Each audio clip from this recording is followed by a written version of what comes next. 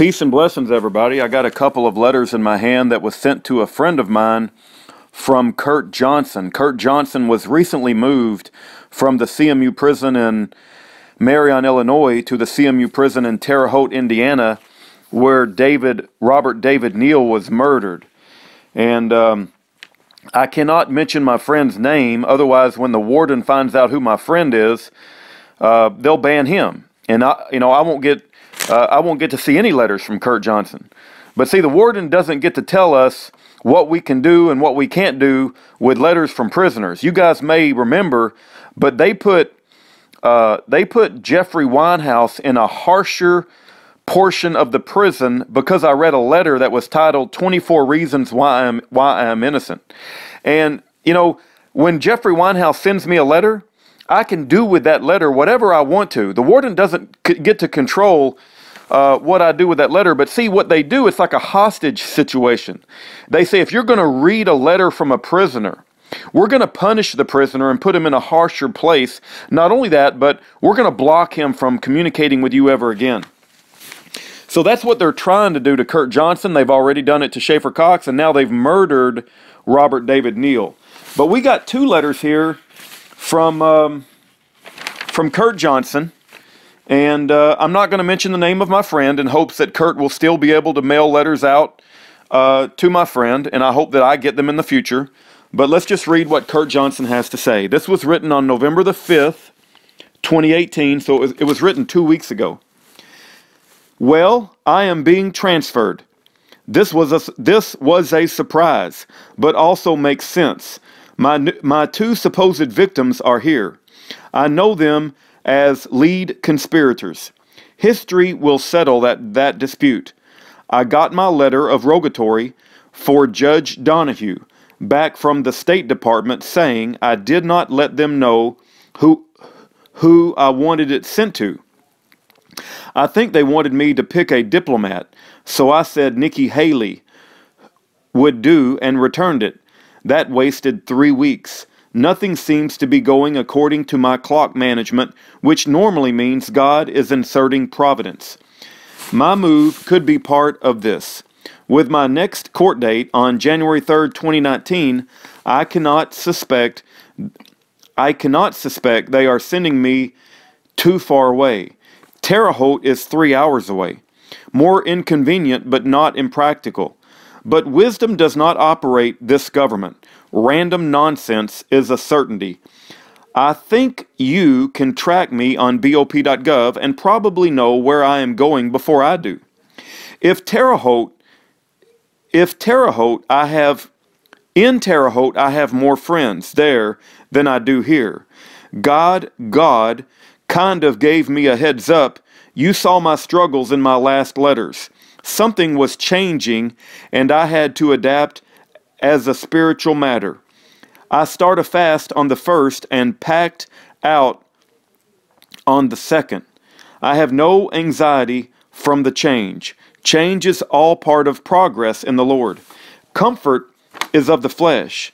Seeing things first in the Spirit makes it easier for the flesh to follow. I do not want you to think because a corrupt government of this power is oppressive that it is overwhelming. If I conveyed that, it was not my intention. No matter how heavy the burden is, God in me is not crushed. Think what it was like for Abraham to raise that knife. That struggle of faith far exceeds mine. I'm fighting for justice and righteousness, which are easily reconciled with our revelation of God's character. Abraham had a request that was irreconcilable with God's character, human sacrifice, and the conflict of faith to trust a God who cannot lie. How do you reason out your choice? My choice is obvious. So was Abraham's, but it takes great faith and wisdom to see it. But we know by Scripture he saw it because he said, me and the lad will come back. Genesis 22:5. My faith is little, but it is enough. Take courage. Is this not our battle call? All of us struggle, but these are not for our demise. They are our opportunities for faith. When faith finds its opportunities, I thrive. All of us do. This is what we were created for. I never feel more like a man than when I depend on God. Oh, how foolish pride is. It's like cutting your own throat and boasting you will live forever. It doesn't work for a man, and it doesn't work for a government. Both will swiftly perish. Maybe I'm on the cusp of victory and don't even know it. I will say this as a spiritual fact. Somewhere in this change, I will be able to report to you facts that inspire awe and wonder for God. Thank you for your ear again. By the way, all the books were great. I read them all the day I received them. It was a good thing, too, because I had to ship them home because of the move. I'm studying miracles and healings as signs of the power of God. I know in my future I am to walk in this power. I need to strengthen my faith a little with the word on this subject and solid faith examples like you provided. Then I need to expand my heart with compassion for those in need. I see my weakness, but I also see God growing me. My future will arrive. I'm believing for sooner than later. Far sooner than later. I enjoyed seeing a copy of the web page or YouTube or whatever it was, even with a bad printer. I had to throw it away with 20 feet of legal work. This is one of their tactics of advantage. If I didn't know my future, I might be upset by the destruction of my past, but I do. I passed through my past. My future doesn't. When I get resettled, I would like you to resend the copy of this webpage, even if with a bad printer. Who knows, maybe this move reconnects me with my wife and family. That would certainly be a bonus. If not, I gain friends. Probably can't lose. Be blessed in the soon return of our beloved. Send my love to all. Their kindness is noticed and appreciated in Christ. Kurt Johnson. Kurt Johnson is a brother in the Lord. He's calling for the destruction from God of these two satanic prisons, CMU prisons. He knows that God can destroy them. He's not a violent man, but he is calling that God will bring justice and expose these two satanic prisons on American soil. And when they're exposed, they will be forced to be disassembled, to just basically be, they're no longer going to be able to exist because the people will not put up with it. This was written on November the 7th. Keep in mind that Robert David Neal, I think, was killed on the 14th. So this was a week before Robert David Neal was murdered by likely by the BOP. I arrived at Terre, Haute on Monday. I spent the night in the shoe. It was just like I remembered, a sauna. I think I lost 3 pounds of sweat in one night. There is an agitation in my spirit, but it is not a bad thing. I liken it to a pearl that is precious, but born out of agitation. In fact, a pearl is the only gem that is biological. Because of this, its cost is measured very differently. It is measured in life and death. Further time and patience are necessary. It is made in secret, not before human eyes. The oyster must live with struggle and suffering and die to reveal its gem. This is a perfect symbol of or for Christ. Is he not the pearl of great price? Matthew 13:45. It is also no surprise that every gate into our eternal abode is a single pearl. Who can enter the city without passing through the death of Christ?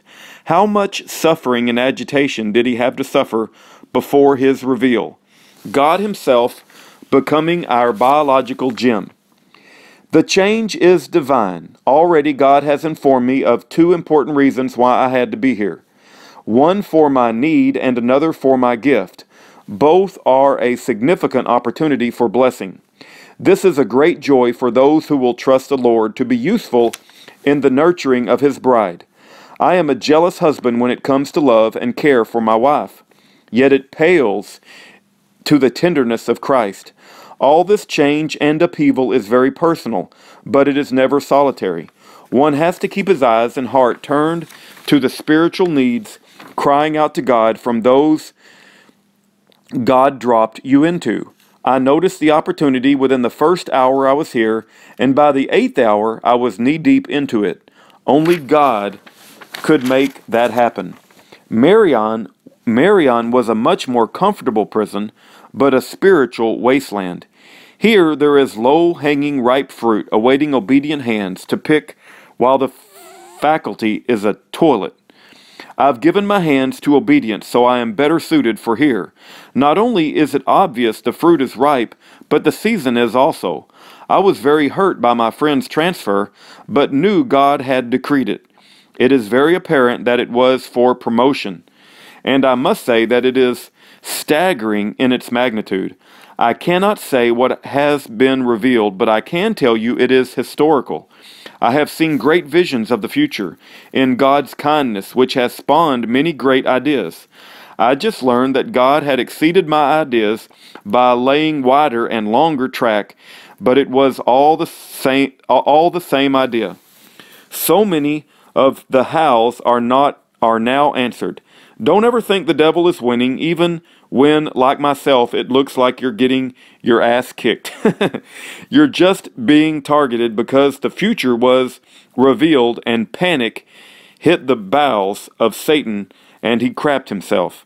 All hell breaking loose is not offense. It is desperation and fear. Trust God. I hope by sharing real battle moments, your faith will be encouraged. There is low-hanging fruit for all of us if we seize the opportunities for faith to thrive. More amazing updates to follow. A lot is about to transpire.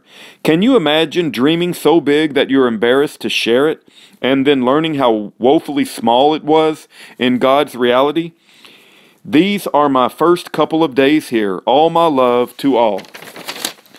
All right, that was Kurt Johnson, who is praying to God that the CMU prisons in Marion, Illinois and Terre, Haute, Indiana will be destroyed by exposing God's light and justice upon them, and that the truth of God and the justice of God will rain from heaven like a mighty river, and those two prisons will be disassembled and bulldozed down, and that the men in those prisons will be set free, and that we will no longer have such horrific places in our country ever again, and that the people responsible for running those prisons and participating in them, they will be held accountable to the harshest standards of God and man. Thank you for your time.